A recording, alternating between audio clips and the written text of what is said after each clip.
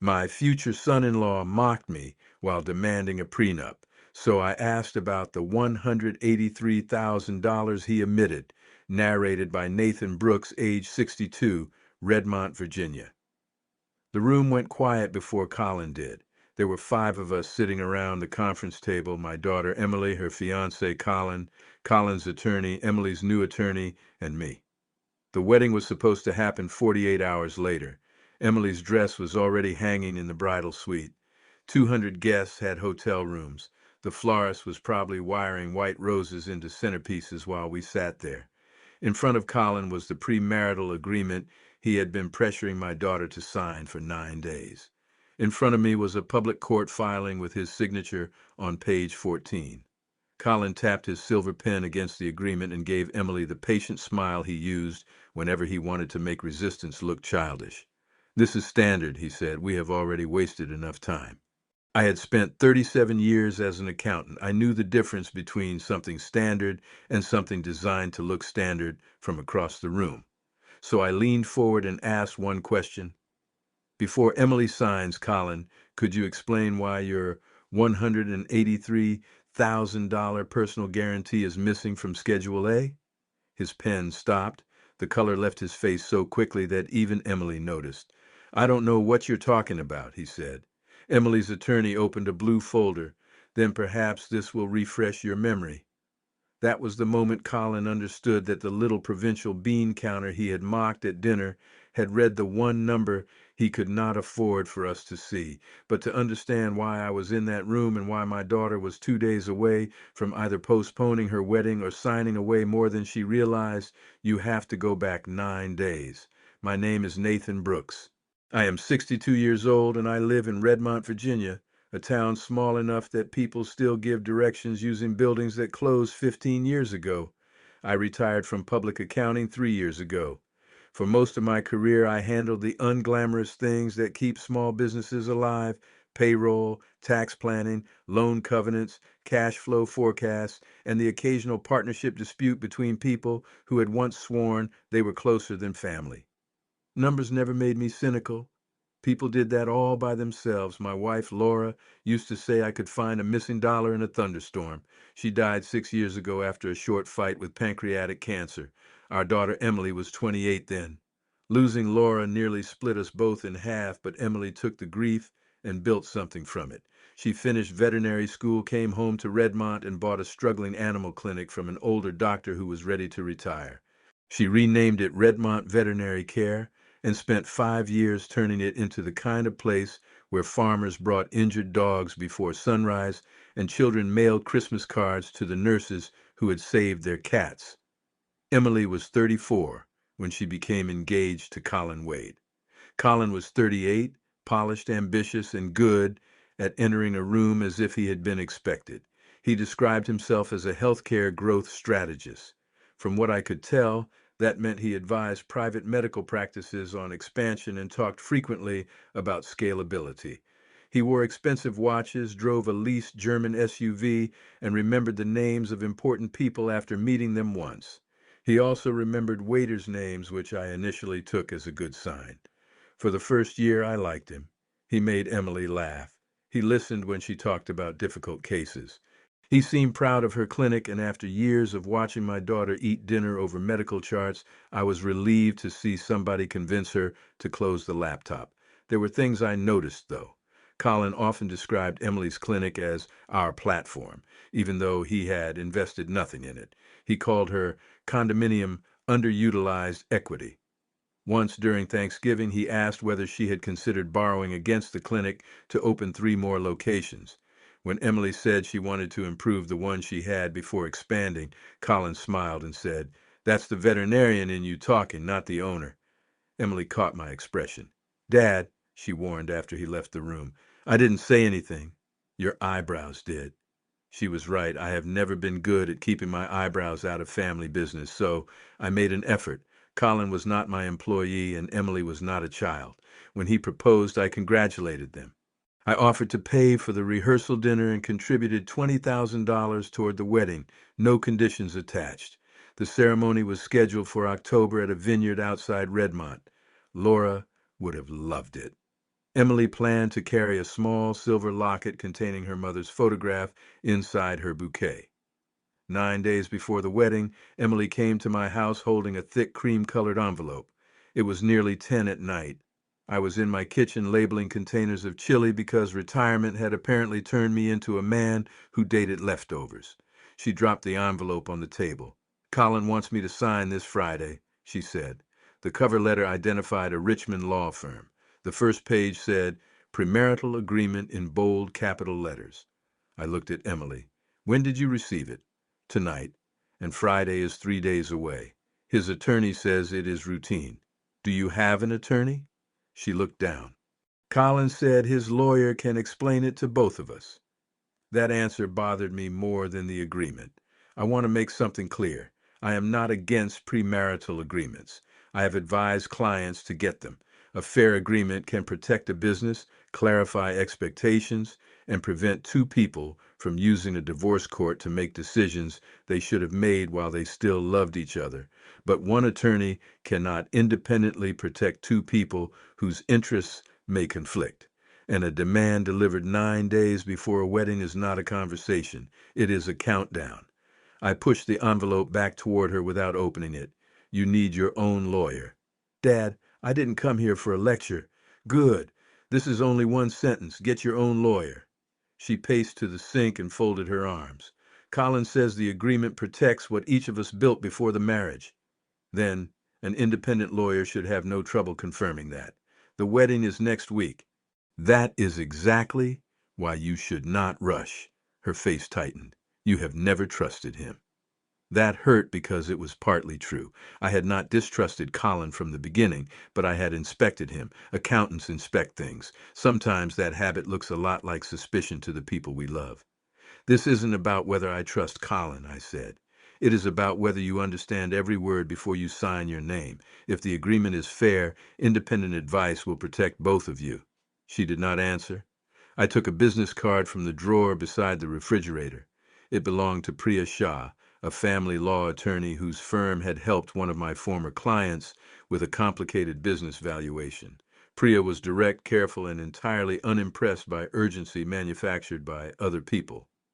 "Call her tomorrow," I said. "You choose whether to hire her. You decide what to sign. I will pay for the first consultation, but she works for you, not me." Emily picked up the card. "And you won't call her first?" "No." "You won't tell her what to make me do?" I couldn't if I tried. That earned half a smile. She left the agreement on my table because she had received an electronic copy and said I could read the paper version if I wanted. I waited until her car disappeared down the street before I opened it. The document was 46 pages long. The unfairness was not hidden in a single villainous paragraph. It was spread across definitions, schedules, exceptions, and language, bland enough to make your eyes slide away.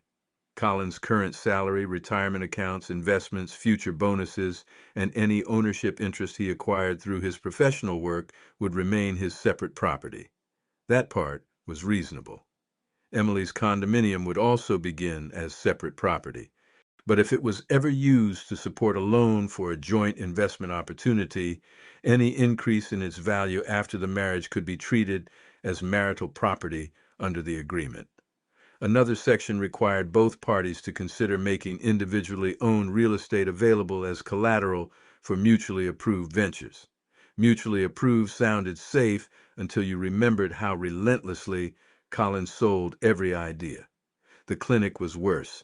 Emily would retain the shares she owned before marriage, but distributions above a defined baseline would flow into a joint account. Growth in the clinic attributable to strategic or managerial contribution by either spouse could create a reimbursement claim.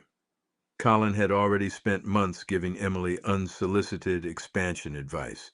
Under that wording, he could later argue that his ideas had increased the clinic's value. Meanwhile, no comparable clause reached the growth of any consulting company Colin might establish. Then I reached the disclosure schedules. Emily had listed everything: her condo, its mortgage balance, her clinic shares, business loan, retirement account, student loan history, checking balance, even the aging Subaru she used for farm calls. Colin listed a retirement account, two investment accounts, the SUV lease, and a small credit card balance. His estimated net worth looked respectable but not extraordinary. One line interested me. Under contingent liabilities, he had written, none. I read it 3 times. 2 years earlier, Colin had told me over dinner that he had once been a minority partner in a boutique fitness center. He called it an instructive failure and said he had walked away before the company closed. I remembered because he used the phrase clean exit. A clean exit can mean many things. To an accountant, it means show me the documents. The next morning, Emily called Priya and scheduled an emergency consultation. She told me that herself. I kept my promise and did not contact Priya, but I did begin checking public records. That was not espionage. I did not access Colin's bank account, credit report, email, or private files. I searched state corporate records and public court dockets, the same sources available to any lender, journalist, or curious citizen. The fitness center had been called Forge Line Athletic Club, LLC. Colin had not merely owned a small passive share. For 18 months, he had been listed as a managing member. Forge Line closed abruptly the previous winter. Then I found the lawsuit. A commercial equipment finance company had sued Forge Line, Colin, and another member after the business stopped making payments on exercise machines, security systems, and leasehold equipment. The complaint was public. So were the exhibits attached to it. Exhibit C was 14 pages long. On the final page was Colin's signature beneath the words personal guarantee. The guarantee was not limited to his investment in the company. It covered the obligations described in the agreement if the company defaulted. The complaint alleged that the outstanding principal, fees, and related amounts totaled $183,000. I sat alone at my desk and felt the old cold sensation I used to get when a client's books almost balanced. Almost is a dangerous word in accounting. The suit did not prove that Colin would ultimately owe every dollar. Claims can be disputed, amounts can be negotiated, a defendant can have defenses. But it proved one fact beyond argument. There was a significant alleged financial obligation bearing Colin's personal signature, and he had written none beside contingent liabilities. I printed the complaint, the guarantee, and the corporate records. Then I called Emily. Did you hire Priya? Yes, I meet her at 2. Good, I found a public court case you should give her. Silence. You investigated Colin? I checked the company he told us about. There is a personal guarantee attached to a lawsuit. The claimed amount is $183,000. That can't be right. It may be disputed, but his signature is on it, and it isn't in the disclosure schedule. Send it to me. I can bring you a printed copy. No, email it now. She ended the call. For the next 3 hours, I heard nothing. At 4:20, Priya called with Emily on the line. She began by confirming that Emily had authorized her to speak with me. Mr. Brooks, she said, where did you obtain these documents? I gave her the court name, case number, and docket entry. Did you alter or annotate them? No. My notes are on a separate page. Good. Please preserve the downloaded copies and the source information. Do not contact Colin about the lawsuit. Understood. Emily finally spoke. Why wouldn't he tell me? I could hear that she wanted me to give her an innocent answer. I don't know, I said, and I didn't. It would have been easy to declare Colin a fraud, but the evidence did not tell me why he had omitted the guarantee. Maybe he thought the company would settle. Maybe his lawyer had not asked the right questions. Maybe Colin did not understand the document he had signed, or maybe he understood it perfectly. Priya said she would request complete financial disclosure, an explanation of the lawsuit, and more time. She also advised Emily not to sign anything that week. Colin reacted badly. That evening he came to my house without Emily. He did not knock so much as announce himself against the door. When I opened it, he walked past me into the living room. You searched court records behind my back. Court records are public. You had no right to interfere in my relationship. I gave information to Emily. What she does with it is her decision. He laughed once, sharply. You people think finding a document means understanding a business. What people? Small-town accountants. You see a liability and panic because you have never taken a meaningful risk. I had spent my career watching meaningful risks become payroll checks, family homes, bankruptcies, and lawsuits, but I did not defend my resume. Is the signature yours? I asked. The debt belongs to Forge Line. The guarantee belongs to you. It is being handled. Then disclose how it is being handled. His jaw tightened. Emily and I had an understanding before you inserted yourself. Did that understanding include $183,000? He stepped closer. You are going to destroy her wedding over a technicality. No. If the wedding is destroyed, it will not be because I read a document. For a second, the polished version of Colin disappeared. What remained was a man who had expected shame and timing to do his negotiating for him. Then he straightened his jacket. Stay out of this, he said. I will not negotiate her agreement. I will not tell her whether to marry you, but I will not pretend I didn't see your signature. He left without saying goodbye. Emily called 20 minutes later, furious. What did you say to him? He came here. I asked whether the signature was his. He says you accused him of trying to steal my clinic. I did not use those words. You never use those words. You just ask questions until everyone feels like they're under audit. I sat down. Emily, I am sorry he went to you upset. I will not call him. I will not attend your meetings unless you ask me, but please listen to your lawyer. This was supposed to be the happiest week of my life. I know. No, you don't. She hung up.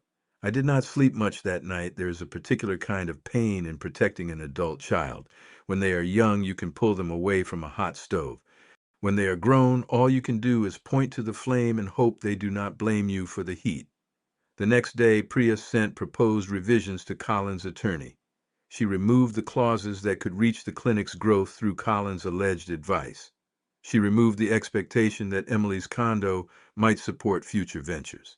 She added mutual waivers protecting both parties' premarital assets and requested complete documentation of all debts, guarantees, pending claims, and business interests. She also said there would be no signing before the wedding.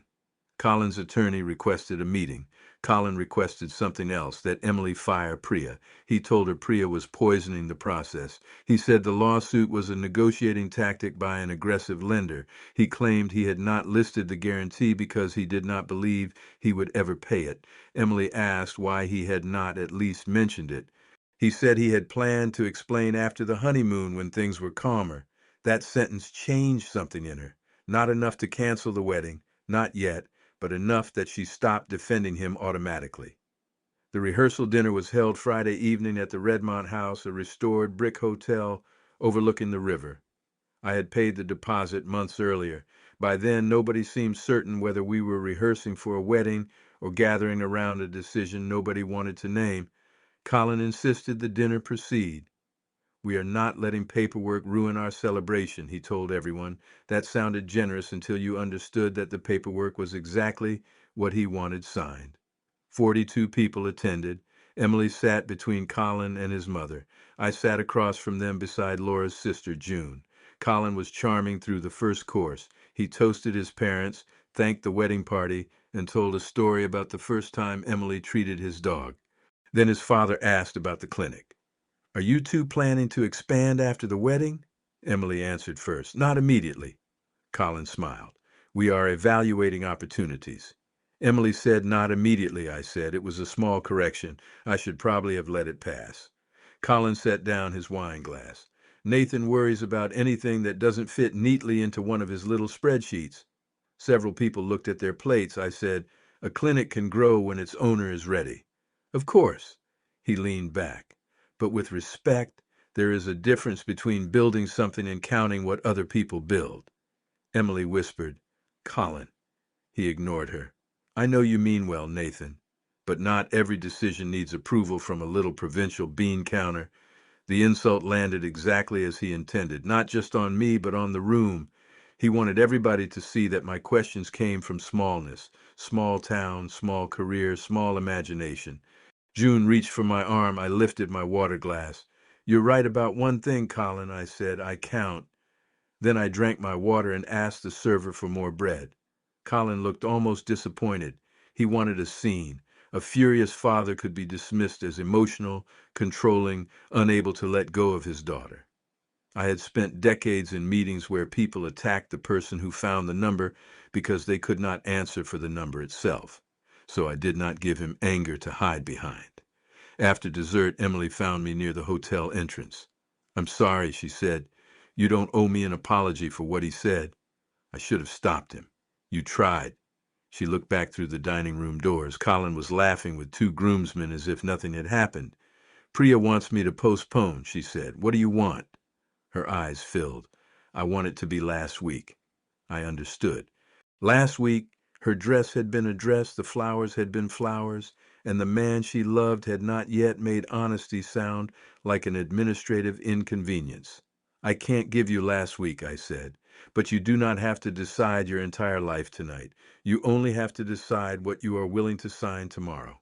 She nodded slowly. "Come to the meeting," she said. "Are you sure?" "Priya says you can attend if I want you there. I want you there, but don't speak for me. I won't. And don't gloat. Emily, I would give anything to be wrong." The meeting began at 10 the next morning in Priya's office. Colin arrived with Martin Bell, the attorney who had drafted the agreement. Emily sat beside Priya. I took the chair at the far end of the table. Priya began by saying Emily would not sign the existing draft and that, given the timing and incomplete disclosure, she recommended postponing both the signing and the wedding. Colin crossed his arms. "There is no incomplete disclosure." Martin glanced at him. "Colin, we discussed providing the additional business information. And I told you Forge Line has no relevance to this marriage?" Priya spoke evenly. "Your disclosure states you have no contingent liabilities. A lender is currently seeking $183,000 under a personal guarantee you signed. That is relevant." "It is a company obligation," Colin said. "Then why are you named individually as a defendant?" He looked at Emily. "This is what I meant. They are turning a routine commercial dispute into a character assassination." Emily's hands were clasped so tightly that her knuckles had gone white.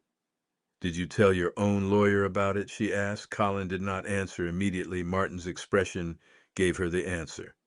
"My firm was not provided with the complaint or guarantee before this week," he said carefully. Colin's composure began to crack. "Because it is being resolved. My former partner is responsible for the default. The lender threw my name into the suit to create leverage." I had remained silent. Emily looked at me, then at the folder in front of Priya. That was when I asked the question. "Before Emily signs, Colin, could you explain why your $183,000 personal guarantee is missing from Schedule A?" He said he did not know what I was talking about. Priya opened the blue folder and slid a copy across the table. "Then perhaps this will refresh your memory." Colin barely looked at the first page. "I have seen the complaint." "Turn to the guarantee," Priya said. He did not move, so Martin reached for the pages. The only sound in the room was paper turning. Martin stopped at Colin's signature. "Is this yours?" he asked. Colin's face darkened. "Yes, but the amount is inflated." "That was not Mr. Brooks's question," Priya said. "Why was the obligation omitted?" "Because I don't owe it." "The lender alleges that you do. Disclosure is not limited to debts you feel like paying. Do not lecture me. I am advising my client." Colin turned to Emily. "You know me. Are you really going to let your father and a lawyer derail our wedding over a failed gym?" Emily's voice was quiet. "How long have you known about the lawsuit?" "A few months." "How many?" "5 or 6. You proposed 7 months ago." He exhaled. "I was going to handle it." "With what money?" "There are options." "My clinic?" "Our future, Emily. The clinic is one part of our future." Something changed in the room. Until then, Colin had been able to describe every concern as a misunderstanding. That answer was not a misunderstanding. It was a plan without her consent. Priya turned to the agreement. "Your draft directs clinic distributions above the stated baseline into joint funds. It creates a potential reimbursement claim based on your strategic contribution. It contemplates using separately owned real estate for joint ventures. At the same time, your earnings and future business interests remain separate. Would any of those joint resources have been used to resolve this claim?" "This is hypothetical." "Then answer hypothetically," Emily said. Colin looked at her as if she had broken a rule. "Married people support each other." "Support is something you ask for," she said. "You don't hide the bill and write yourself access to the account." I had never been prouder of her, and I kept my mouth closed. Colin pushed back his chair. So what is this, an ambush? No, Emily said. The ambush was giving me 46 pages 9 days before our wedding and leaving out the biggest financial risk in your life. Your father has been waiting for a reason to turn you against me. Emily shook her head. My father did not sign your name. There are sentences that end arguments because they return responsibility to the only place it belongs. That was one of them. Colin looked toward Martin for help. His attorney closed the agreement. I cannot advise you further about disclosure until you provide all documents related to Forge Line and any other actual or contingent obligations, Martin said. And given what we now know, this agreement should not be executed on the current schedule. Even his own lawyer would not rescue him from his signature. Colin stood. If we postpone, we lose deposits. We humiliate both families. We explain this to 200 people because Nathan went digging through a dead business. Emily's eyes were wet, but her voice did not shake. No, we postpone because you were willing to marry me before you were willing to tell me the truth. Then she removed her engagement ring and set it on top of the unsigned agreement. I'm not ending everything today, she said, but I am not marrying you tomorrow. There will be no new date unless there is complete disclosure, separate counsel, and enough time for me to make a decision without a ballroom waiting. Colin stared at the ring. You are choosing them over me. I am choosing not to sign what I do not understand for a man who did not trust me with the truth. He left the room. Martin gathered his files and followed after him. Before he went, he paused beside Priya. Please send me a complete list of requested documents, he said. It was the most honest sentence anyone on Colin's side had spoken all week. The wedding was postponed that afternoon. There was no graceful way to do it. Emily called the wedding planner. I called relatives. The venue sent an itemized cancellation statement. Some vendors returned part of their deposits. Others had already ordered materials and kept what their contracts allowed. We lost money.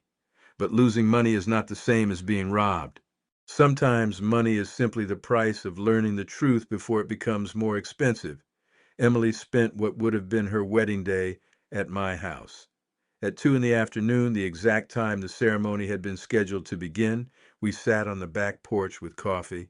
Her dress was still at the hotel. Her phone was turned off. For a long time, neither of us spoke. Finally, she said, You knew, didn't you? Knew what? That he wanted access to the clinic because of the debt. I suspected the clauses could expose what you built. I did not know his reason. You always say that. You never claim more than the documents show. Occupational habit? She stared into the yard. Part of me still loves him. I know. Are you disappointed? No. Love does not disappear on the same schedule as trust. She began to cry then, not loudly, not dramatically, but with the exhaustion of someone finally safe enough to stop holding herself upright. I moved my chair beside hers. She put her head on my shoulder the way she had when she was 10. I did not tell her she had escaped. I did not call Colin names. I did not say I told you so. My daughter had not won a contest. She had lost the wedding she thought she was going to have. In the weeks that followed, the full picture emerged. Forge Line had struggled for more than a year before closing. Colin and his partner had refinanced equipment and extended vendor terms. Colin's personal guarantee was real. The lender's claimed amount was contested, but it was not imaginary. Colin also had legal fees he had not disclosed and a smaller business credit line that had gone into default. He had not planned to write a check from Emily's clinic the day after the honeymoon. Deception is rarely that simple. His plan was more gradual and in some ways more dangerous. After the marriage, he wanted Emily to place higher clinic distributions into their joint account. He wanted the condo available as collateral for a new consulting venture that he said could generate enough income to settle the Forge Line claim. His agreement would have kept much of his future upside separate while turning more of Emily's existing stability into shared fuel. He called that partnership. Emily called it what it was, a risk allocation she had never knowingly accepted. Priya drafted no replacement agreement, not immediately. First, she told Emily to wait. Colin hired separate litigation counsel for the Forge Line case and provided a full financial statement. He entered negotiations with the lender using his own assets and income. He sold the SUV, moved into a smaller apartment, and stopped describing debt as a technicality.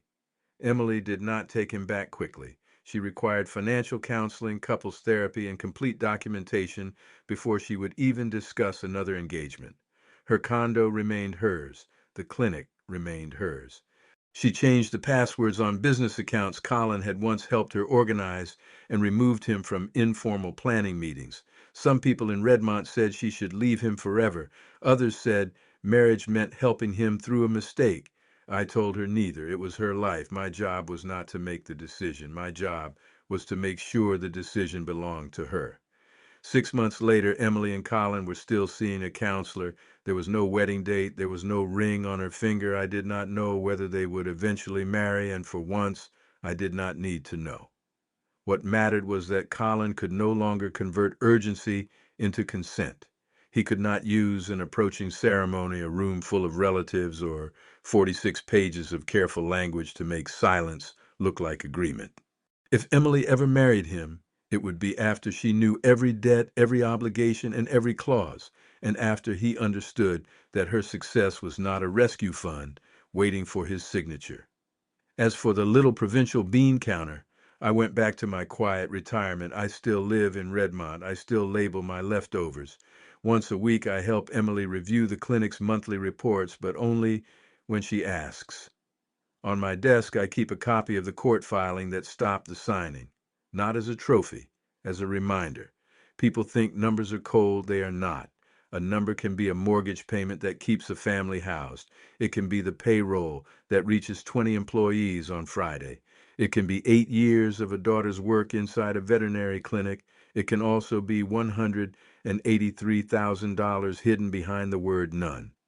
I did not save Emily by humiliating Colin. I did not outshout him at dinner. I did not threaten him. I did not forbid the marriage. I read the schedule. I found the signature, and when the time came, I asked the question he had been counting on everyone being too polite, too rushed, or too afraid to ask. Numbers do not ruin honest plans. They reveal the promises people have already made. And before my daughter made the biggest promise of her life, she deserved to know about every promise the man beside her had made first.